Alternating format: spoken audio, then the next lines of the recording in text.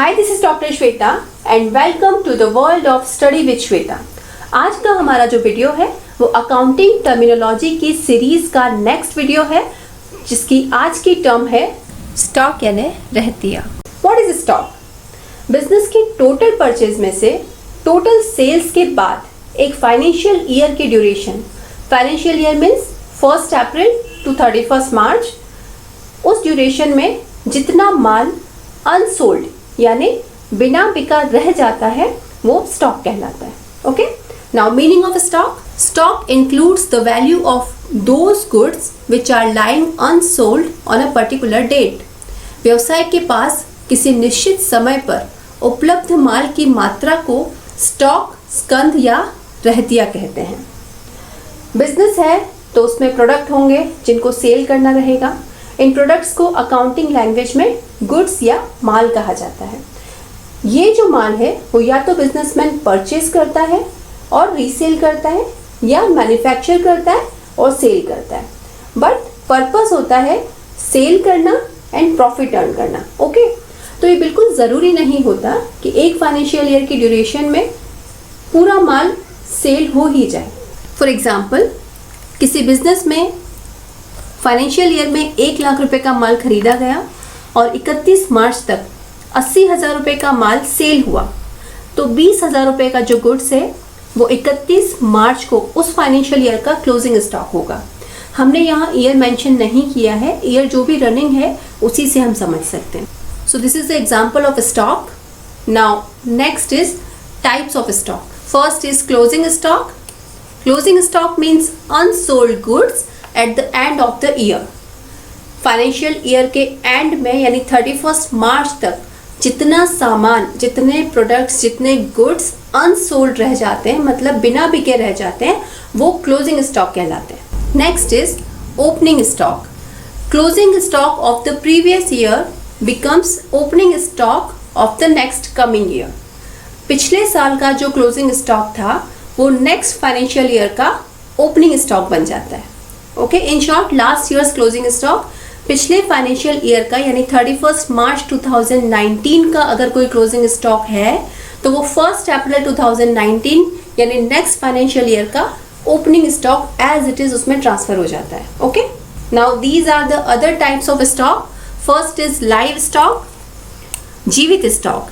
किसी बिजनेस में कोई animals like horses, bulls, cows, buffaloes etcetera assets की तरह यूज होते हैं तो उन्हें हम लाइव स्टॉक कहते हैं। And next is dead stock. जिन एसेट्स को कंटिन्यूसली बिजनेस रन करने के लिए यूज किया जाता है, जैसे machinery, furniture, building etcetera, are called dead stock. Now these are forms of stock. First is stock of raw material. पूरे फाइनेंशियल ईयर में जितना भी रॉ मटेरियल खरीदा गया है तो फाइनेंशियल ईयर के एंड में जितना रॉ मटेरियल अनयूज्ड है यानी वो उसी फॉर्म में है, वो स्टॉक ऑफ रॉ मटेरियल में काउंट होता है। Next, work in progress. वो गुड्स या वो स्टॉक जो प्रोसेस में है, मतलब ना तो वो रॉ मटेरियल की कैटेगरी में आ रहा है ना ही वो फिनिश्ड गुड्स की कैटेगरी में आ रहा है, that is work in progress. वो प्रोसेस में जो माल चला गया है at the end of the year वो वर्क इन प्रोग्रेस कहलाएगा।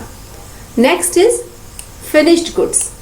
वो सामान जो बन के तैयार हो गया है, मीन्स जो वर्क इन प्रोग्रेस में था, प्रोसेस में था, वो बन के रेडी हो गया है, वो सेल करने लायक हो गया है, लेकिन अभी तक सेल हुआ नहीं है। At the end of the financial year अभी तक वो अनसोल्ड है, that is called finished goods. Okay, so next is calculation of closing stock. Closing stock को कैसे कैलकुलेट किया जाता है? First of all, to make the separate list of all goods, जो आपका स्टॉक ऑफ रॉ मटेरियल है, जो stock of work in progress है एंड जो स्टॉक ऑफ फिनिश्ड गुड्स है, इन तीनों की अलग अलग लिस्ट बनाई जाती है। And then making the list of all forms of stock and compare the value of these list with market value is included in calculation of closing stock. इन तीनों की जो सेपरेट लिस्ट बनाई है, तीनों की लिस्ट को मार्केट वैल्यू से कंपेयर किया जाता है और ये comparison calculation of closing stock में इंक्लूड होता है। इन दोनों में से जो वैल्यू कम होती है उसको as a closing stock consider किया जाता है। Okay, next, list of closing stock includes. Closing stock के लिस्ट में क्या क्या इंक्लूड करते हैं?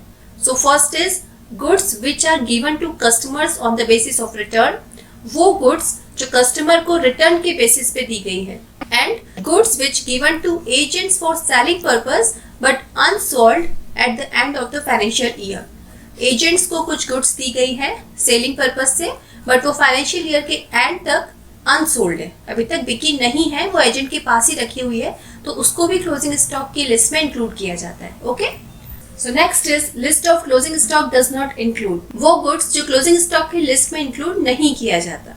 First, goods sold but not yet delivered to the purchaser, goods हमने सेल कर दी है बट अभी तक परचेजर को वो डिलीवर नहीं की है।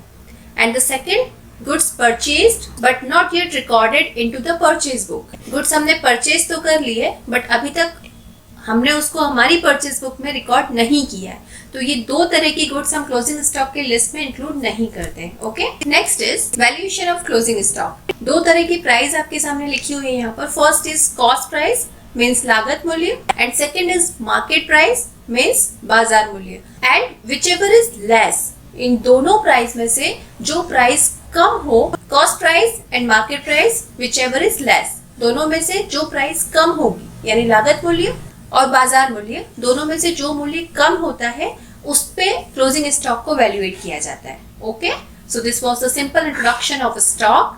You can join my Telegram group for your doubts, queries and notes of commerce topics. Link is given in the description below. Thank you so much. Please like the video and subscribe the channel. And if you want any other video on any other topic of commerce, you can write in the comment box below. Thank you.